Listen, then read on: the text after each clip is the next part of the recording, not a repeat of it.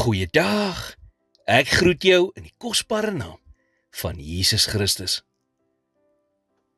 Hoe desperaat is jy vir Jesus?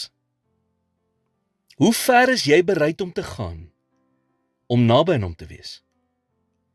Wat is jou verhouding met hom vir jou werd? Jou slaap?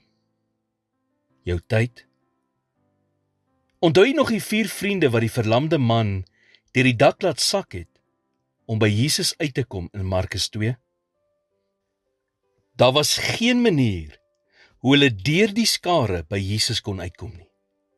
Maar hulle het nie opgegee nie.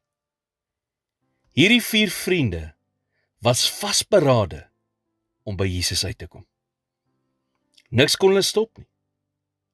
En die vraag wat by 'n mens opkom, is hoekom? Hoekom so ver gaan om hierdie vriend van hulle by Jesus uit te kry? Want hulle het geweet, Jesus was die antwoord. Miskien het hulle al gesien hoe hy ander genees het, of dalk het hulle net al daarvan gehoor. Hoe dit ook al sy, hulle het geloof gehad. Markus 2 vers 5 sê, en toe Jesus hulle geloof sien, sê hy vir die verlamde, seun, jou sondes is jou vergewe. Jy sien, die diepte van jou geloof bepaal hoe ver jy bereid is om te gaan. So doen wat jy ook al moet doen om by Jesus uit te kom.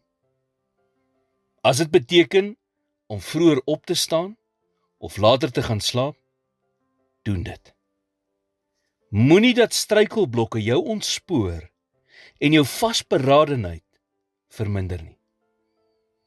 Met 'n vyand wat rondloop soos 'n brullende leeu, kan ons seker wees dat daar struikelblokke sal wees, maar met God is daar altyd 'n weg. Daar sal dalk 'n bietjie dakgrawe of planaanpassings nodig wees, maar die belangrike ding is dat ons by hom uitkom. Wat ook al die prys en wat ook al die opoffering, doen dit.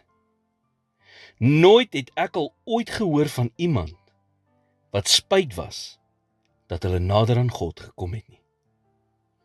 So laat ons desperaat wees vir Jesus. Laat niks ons stop om hom meer te soek nie. Here, u woord sê, u is 'n